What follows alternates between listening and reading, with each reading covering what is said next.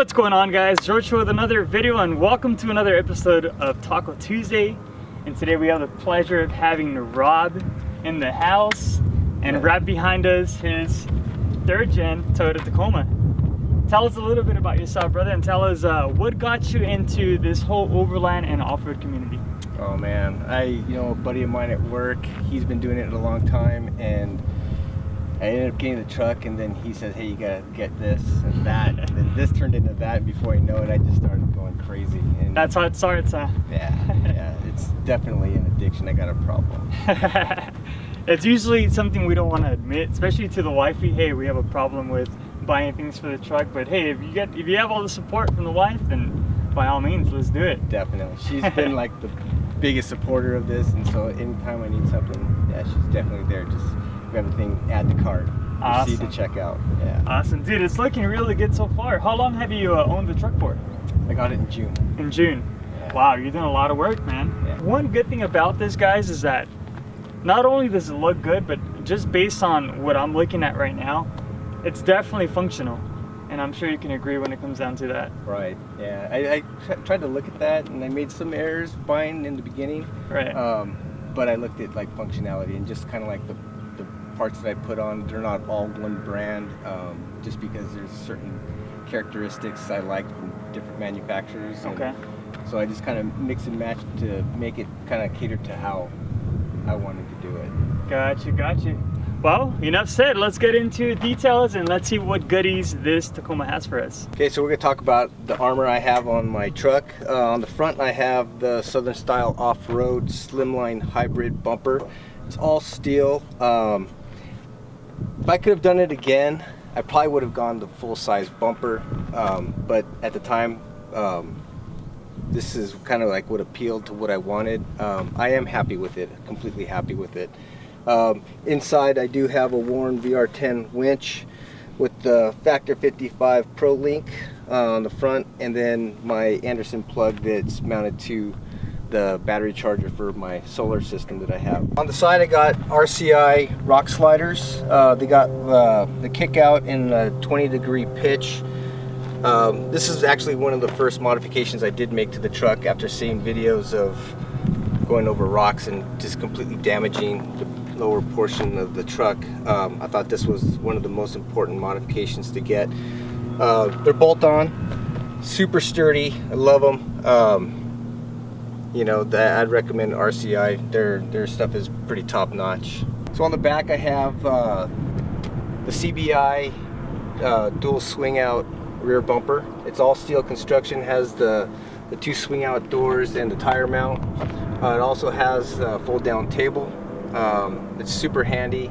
Didn't realize how handy it is until you actually have one there. It just folds down super easy.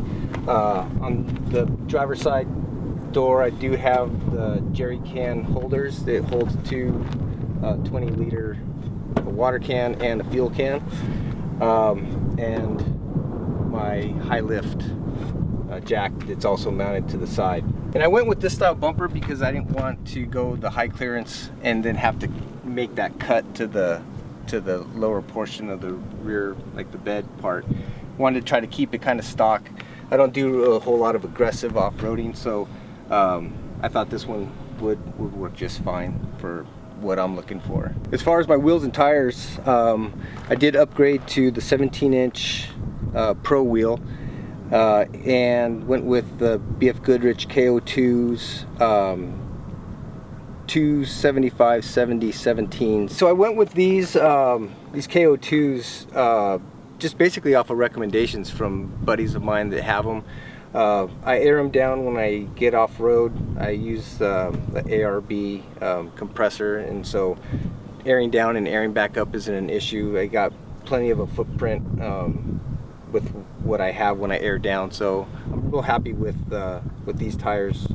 And eventually probably still stick with them, maybe a different size later on, but I'm real happy with the KO2s. Okay, so what I'm running for my suspension is the Old Man Emu 2-inch heavy duty lift, just because of the weight of the front bumper and the weight of the rear bumper. I got the heavy coils in the front and then the heavy leaf springs in the back. They're the Dakar leafs. Super happy with them. It holds the truck level. When I do load it down, it has a little bit of a sag, but it's not too much, but it is heavy. So the only thing I could do to get rid of that would be to add another leaf, but then it would kind of have a pretty aggressive rake, and I kind of wanted to avoid that because this is my daily driver. So I'll deal with a little bit of sag that has when it is loaded down, just so that it sits kind of good when I'm just driving it around town. As far as lighting, I am running a Heiss 20-inch light bar in the front. It projects out pretty good. It gives me a tremendous amount of light. Neighbors don't like it too much when I come down the street with it on. Then I ended up going with the Rigid Industries fog lights. A buddy of mine upgraded his, and he was going to put them on eBay. Made me a good deal, and they're super easy. They're plug and play. Took me about maybe 10 minutes to get these things plugged in and working. Super happy with the front end. As far as the light bar on top, went with Cali raised, kind of recessed inside the Prinsu design wind deflector, so it's kind of like a low pro light bar, the way it sits like that, so it's not sitting up so high. Not that I don't have a whole bunch of things that are preventing me from getting good gas mileage as it is, but pretty happy with that. It does send out a lot of light, and then in addition to those light bars and the fogs, I have the Rigid Industries ditch lights. These things are awesome. They're so bright. You angle them out, and it has like a little set of lights on the side that even project light off to the side even more. So I can move them around wherever I need it. I just kind of keep them out at an angle this way, so I can get a good view of any rocks and stuff like that. So my rack on the front, I have the Prinsu Designs rack that with the cutout wind deflector that accommodates the light bar. I do have a Tough Stuff Overland awning. It's 4.5 feet by 6 feet, and a rifle case that people ask me if I carry rifles in there. I do not. It just houses all my recovery gear, so that in the event that I do need it, it's super accessible. I just kind of jump up on the rock slider and have everything in there, from whether it's branch loppers, recovery straps, shackles, snatch blocks. Everything that I need is all carried inside that case when I do go off-roading.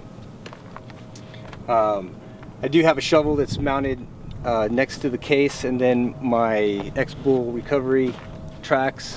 One of the last things that I did is this amazing Road Shower 4. Has 7 gallons of hot water, pressurized to 65 psi. Quick disconnect hose right here, or I can connect it on the back, and there's nothing better than washing yourself off after being in the desert or just getting grimy and dirty, and just having access to hot water that's under pressure. So it's super amazing. On the back, I did go with a Thule rack system with a track, just to kind of equalize the weight and not put any weight on certain parts of the cab. I do have the Snug Top Rebel. It does have a reinforced roof, but just to make sure that I don't put any unneeded stress on the roof, I did 4 mounts, and it's solid. When I get up there, my wife and I, we open up the tent, and this thing does not move. It's super good. Doesn't sag, doesn't move, no creaks or anything. So real happy with the way I did it. I can't think of any other way I'd want to set it up. One of the most important pieces of gear that I did buy is the underplating for it, just to cover all the major components underneath. I went with RCI plating. I got the front skid plate, the transfer case, transmission, fuel tank, lower control arms, and the rear differential. Went with aluminum on everything just for weight. It's a 1/4 inch, just plain aluminum, nothing fancy. And but the rear differential plate is steel. It's 3/8 inch steel. Highly recommended, because all it takes is just one rock to get under there, and I mean, the plates aren't super expensive when you buy them individually. When you get the whole underside, it does get a little costly, but I looked at it as a comfort, just knowing that if I do hit a rock or something jagged underneath that, I'm not going to rip something out. Real happy with RCI, really great customer service, and yeah, great people to work with. So in the back, what I'm running is a 55 quart refrigerator made by Tough Stuff Overland. Got it on the slide. I had to raise it up.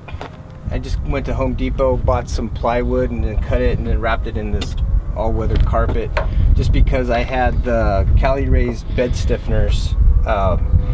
Heard a lot of things online that these beds flex, and with the weight of the tent and camping and stuff like that, I didn't want to take any chances, so I went with this. As far as power, Goose Gear in Huntington Beach, they ran the wires from, I did a dual battery system in the front, and then they ran the wires into just one of those cargo compartments in there. So I have two cigarette lighter type plugs. One's for the refrigerator, and the other one's just an extra one for, you know, need to charge something or run an inverter. I have the small inverter, and they are like the hot wire, so you know it's, you know, I don't have the car running to go, and then, you know, use the solar panels to charge up that battery. And then I got, you know, never know when I'm going to come across a stream. Got a little setup for trout and bass, and I got my little tackle kit up there, so I always want to take a rod and throw it in there and see if I can catch some fresh dinner. But I'll tell you this right here, out of all the modifications, the Mountain Hatch bed panel is one of the best things I bought. I'd come back from a weekend off-road, my knees were all beat up and bruised, and I showed my wife, and then actually saw your video on YouTube. So I called these people up and I was like, hey, I gotta get me one of those. So one of the best things, you know, you don't, for obvious reasons, it's not gonna, you're gonna spill a drink because of those ridges, but climbing in and out of the bed, you don't beat up your legs. It acts as a table. It's food grade plastic and super durable. It's not real heavy, and definitely one of the best modifications I have that my knees thank me every time I get in and out of this truck. All right, Rob, so tell us a little bit about your favorite trail. I know we're pretty blessed here in California. We have everything from national parks to Big Bear down the street to the deserts, like hours away from our hometown. So tell us, what's your favorite trail? Oh, Big Bear. You know, just getting up to the mountain air, breathing that clear air, and then there's so many miles of trails up there, and yeah, you can go up there every weekend for I don't know, a year, and you'd still probably come across trails that you haven't gone through. So seriously, yeah, I think right now Big Bear is definitely my favorite. This summer we do plan on doing some trips up to like Alabama hills and the mountains up there. Up north, Bishop, Mammoth, right, all that good stuff. Yeah. It's really nice out there, man. I'm sure, I don't know if you've seen my video when we went up to Mammoth, but guys, if you guys haven't checked out Bishop, Alabama hills, Mammoth area, especially if you're gonna do some fishing or camping, dude, it's beautiful out there. You get a sense of peace when you go out there, away from all civilization, away from all the crowds. It's just you and nature. So what a trip. My brother actually works with Rob, and my brother, he's always spreading the word about this YouTube channel and what I do. So it turns out that, I guess he probably knew that you had a Tacoma. Yeah, I think so. Yeah, because the parking lot's small. Right. But I've been watching your videos for a long time, and you know, because I just go up there, search the YouTube videos, and then I see this, and it, like, I was like, oh man, this the catch and cook, and then the modifications to your truck that you did. So I've been watching for a while, and then he came up to the office one day, and he's like, hey, you should check out my brother's Instagram, and he sort of shows me, and I was like, that's the guy I've been watching all this time. I go, that's crazy. your brother. So I was like, oh, no way. So it's awesome. Yeah. Dude, thanks so much for watching. I always tell everybody the whole purpose behind these videos, and not only that, but even the DIYs, is just to encourage people to go out. The outdoors just opens your eyes to a whole different world. Whether you're fishing, whether you're camping, whether you're hitting a trail, whether it's just a day out for a picnic with your family, it's a lot different than being here at home. And it's amazing because you can go and just drive 2 hours away from home, and it doesn't matter. You can have a stock rig, and a lot of times we don't even use four-wheel drive, so you can have a stock truck without four-wheel drive. Yeah. and still hit a lot of the trails that we go on. And it's just amazing to get out there and just breathe the fresh air and have some food and drinks with friends and family, and it's a good time. Thanks so much for coming down, dude. I appreciate you taking the time out of your schedule to show us your rig. Honestly, guys, it sometimes doesn't feel like it's a lot of work, but it's a lot of work, man. I mean, you got to take some time off work. You got to come out here. And like I said, the whole purpose is for you guys to check out different options when it comes down to these trucks and just encourage them to come out. Check them out on Instagram. I'll be putting his Instagram right here. And yeah, thank you guys so much for watching, and we'll catch you guys in the next episode. Thanks for having me. Peace.